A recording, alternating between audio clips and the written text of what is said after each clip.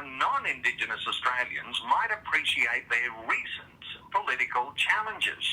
A new book tells stories of secrets, lies, ideological conflict, and racial discrimination laws. The book offers a window into Aboriginal culture that many Australians perhaps don't understand. We're going to be talking about how Christians might appreciate issues around things like the Uluru Statement, voice, treaty and truth, or the still developing controversies around Black Lives Matter. More than that, we might discover today where the Christian church or the Christian voice has been in the midst of some of those epic political battles that have happened over recent decades. Barbara Miller's new book is called Secrets and Lies, The Shocking Truth of Recent Australian Aboriginal History, a memoir. Now, Barbara has been involved in Aboriginal politics and history firsthand for about 50 years. She is a psychologist, sociologist, historian and activist. Barbara's written 10 books and is part of an Aboriginal family. She brings an insider view to her writing. Barbara Miller, let me say a special welcome back to 2020. Thank you, Neil. It's wonderful to join you and your program today. Barbara, your new book, Secrets and Lies, this is based on your own personal insights because you've been right there in the picture when it comes to some of the politics around issues of Aboriginal and Torres Strait Islander politics over decades now. Just give us a little bit of an insight for listeners so they know who we're talking about today for your own history. Give us a little insight here, Barbara. Yes, I've certainly been at the forefront of that. The book is also very well researched with press statements and parliamentary debates and things like that as well. But I first came to Cairns in 1974, and I came up here to work with the Mapoon Aboriginal people and help them to move back to their land. And I believe you interviewed me regarding my first memoir with regard to that. This book actually talks about the work that the North Queensland Land Council, that I was helped found, the work we did with the Aurukun and Mornington Island people when the Queensland government wanted to take over from that.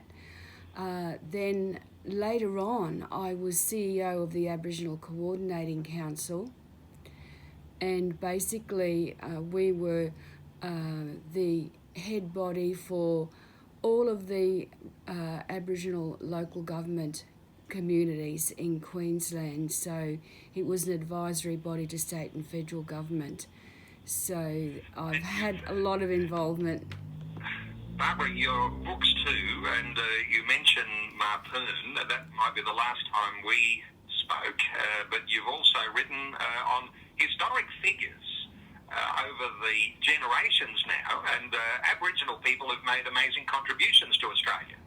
Well, they have, and one of those has been William Cooper, a strong Christian who in the 1930s spent a lot of time working for Indigenous rights and also leading a protest against Kristallnacht, the Night of the Broken Glass, during the start of the Holocaust. So he features in a number of my books.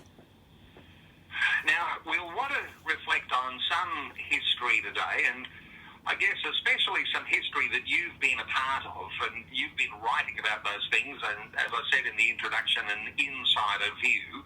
But do want to certainly bring these sorts of stories into what it might mean for us here today in modern Australia. The idea that Aboriginal people in Australia are facing big challenges right now. And, people talk about paternalism, they talk about racism. In fact, racism, the discussion about that's been on the rise and for all sorts of reasons.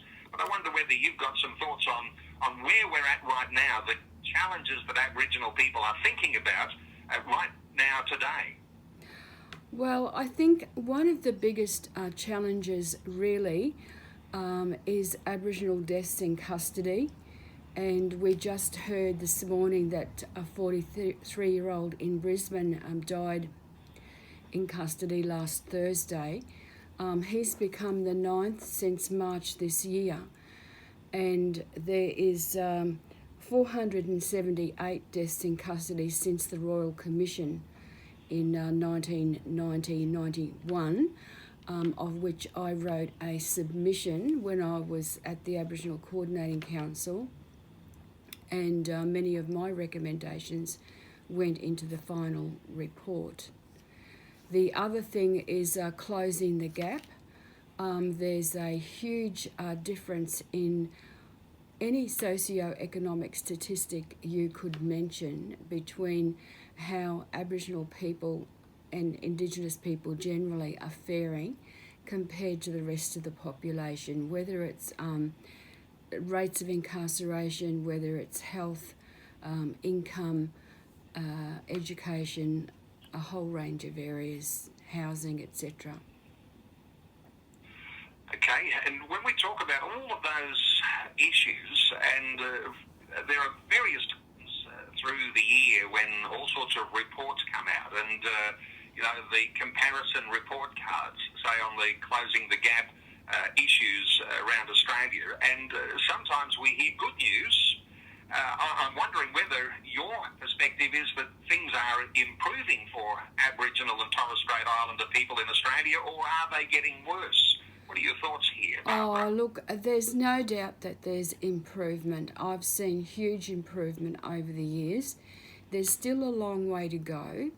I believe that generally the Australian people and generally current governments have goodwill toward Aboriginal people, and we really, these days, we say First Nations.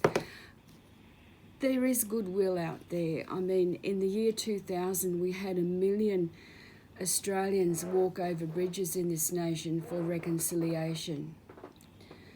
We've had the apology to the Stolen Generation in 2008 by Kevin Rudd and Brendan O'Neill, a bipartisan. So, Brendan Nelson. So, that was really a shift in this nation because there were people all around the nation just in tears or shouting, they say the Melbourne Cup that stops a nation. Well, certainly when that apology was made in 2008, it stopped the nation because the nation was watching and listening, and it was a real opportunity for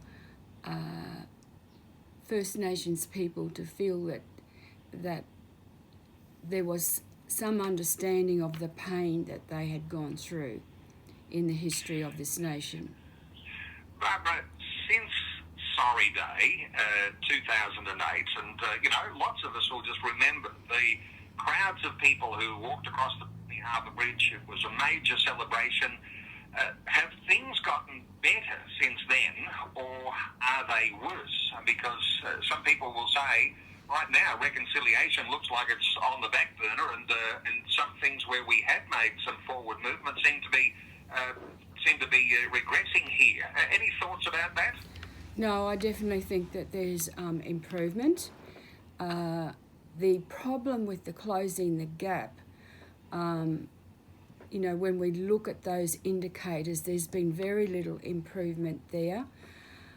There has been recent moves to refresh those targets and to have more First Nations involvement in helping to get those targets met. I'm not confident, really, that we're going to make big inroads there. Some of those targets now are put off 10, 20 years before those targets would be met, so that we have parity or justice or equality of outcomes for First Nations people in Australia. isn't it good to know that there are some measurable things in there? Because some things are not so measurable, like, how people feel, the sense of goodwill between First Nations peoples and non-Indigenous Australians. That idea there. But it's good to know that government is able to quantify the way that there is some levels of improvement, or they can identify where things might be disintegrating in different areas and give some attention to that. It is a good thing, isn't it, to quantify those things? Oh, absolutely. But I'm just wondering about, because it seems to me, and this might be only my perspective, and listeners might have their own perspective, and I'll invite listeners to participate, but somehow or other, since the arrival of Black Lives Matter in the United States, there seems to be a lot of some of those sentiments that have also arrived here on our Australian shores. I wonder if you've got any thoughts about that. Okay, so with regard to the Black Lives Matter movement, I mean, unfortunately, it's Marxist inspired in terms of the originators in the US. So I have great difficulty with that. However, when we have a look at the Australian scene, First Nations people in Australia, they just could not get any traction. They could not get headlines. They could not get interest or caring in these deaths in custody. And so one of the reasons that they latched on to the Black Lives Matter was to try to get some recognition in this nation of the incredible pain, the hurt that has been occurring. And we really need to have compassion as Christians for those deaths, for those families, for those communities, because there's been very little redress in that regard. Well, interesting perspective there on Black Lives Matter. As you say, Barbara, Marxist inspired, but a wonderful way of being able to bring First Nations people in Australia into that, because inability to get traction, and that means levels of media exposure and political interest in the idea of deaths in custody. And so there are those in Australia, activists, who have latched on to Black Lives Matter, perhaps not even aware of the Marxist-inspired move that came from that movement in the United States. I would say most definitely most of them aren't. There would be a few, I think, in Melbourne, for example, who are, but on the whole, no, they would not be aware of the Marxist inspiration behind the US Black Lives Matter. But look, I think when you have a look at it, I actually don't think they own Black Lives Matter. Black lives do matter. All lives do matter. Jewish lives matter. Lives of babies aborted matter. Lives of elderly and disabled when euthanasia is on the table, their lives matter. We saw the recent thing in Queensland. It was just incredibly disturbing on the Courier Mail on Saturday, of people dying alone and in pain because the palliative care in Queensland, there's not enough funding going into that. So look, Black Lives Matter, all lives matter, and as Christians, we know that God talks about the sanctity of life in His Word. And Norman and I, my husband's an Aboriginal pastor, I'm a pastor. We celebrate 25 years of pioneering our church this year. We have an international ministry. We travel, and before COVID, travel a lot overseas ministering in other nations. And so we're very well aware of the international scene with the church and otherwise. Barbara, I know that listeners will warm to the sentiments that you bring today, and I want to invite listeners. Let's open our talkback line on 1-800-316-316.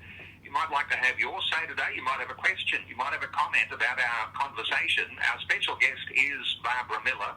Barbara's new book is called Secrets and Lies, The Shocking Truth of Recent Australian Aboriginal History, a memoir. And lots to talk about, I can say. We're back with more in just a few moments. But just let me mention, if you'd like to participate too, either on 1-800-316-316, or you can respond to our Facebook question today. And the question I'm asking is, what role do you think the Christian Church has in the battles and disputes of Aboriginal and Torres Strait Islander people?